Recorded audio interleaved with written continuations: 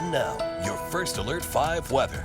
Welcome back and good Tuesday evening, everyone. Certainly feeling like summer today all throughout southern Colorado. Really a far cry from what we saw back in early June when it was wet and certainly much cooler than what we saw today. Today, the first 90-degree day of the year, the hottest day since back in September of 2022.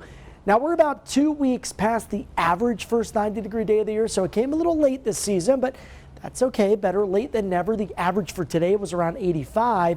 Not getting to record territory. That was 99 set back in 2018. Also, the hottest day of the year so far in Pueblo as we topped out at 100 degrees for the first time this year. Right now in the Springs in Pueblo, still in the upper 80s in Olympic City, USA, and still in the upper 90s in Pueblo under hazy skies. So still feeling that heat, and that's really not going to be in any sort of big hurry to escape. You can see at the Riverwalk, it's not only clear outside, it's also quite windy with the wind still coming out of the southwest at about 17 miles per hour. And close to the I-25 corridor, it's been relatively quiet most of the day.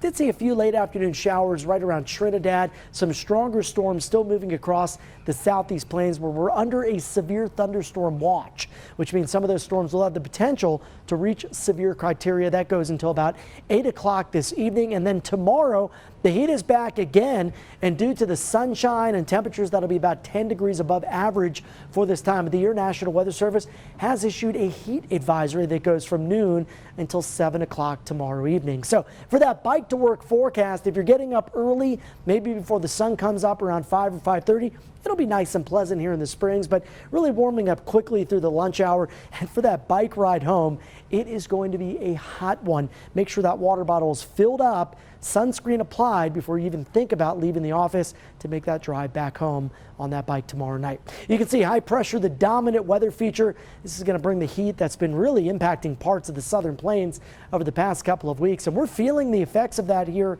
in southern Colorado today. That'll continue tomorrow. Then some late week changes as trough of low pressure generates a cold front that'll move through the area as we make our way towards Thursday night and Friday. Before we get there, tonight's low is staying relatively mild, only down to the middle to upper 60s in the southeast plains, a low of about 60 in Canyon City and Pueblo, 58 expected in the Springs. Highs tomorrow around 92 in the Springs, 101 in Pueblo up to 103.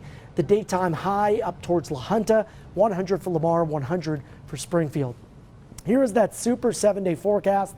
We shave off about 6 to 10 degrees to our highs on Thursday, and then another 6 to 10 degrees on Friday. And behind that cool front, we have a couple of cooler days, Friday to Saturday, with some stormier afternoons in the forecast, especially on Friday afternoon. Some of those storms we'll be watching closely as they will have the potential to reach severe status. In Pueblo, we go from the triple digits tomorrow down to the lower to middle 80s. That's a nice little break from the summertime sizzle on Friday, Saturday, then back up to the 90s as we head towards Independence Day. Canyon City looks like a roller coaster ride of weather here. Upper 90s tomorrow, down to the upper 80s Thursday, and then some lower 80s on Friday and Saturday.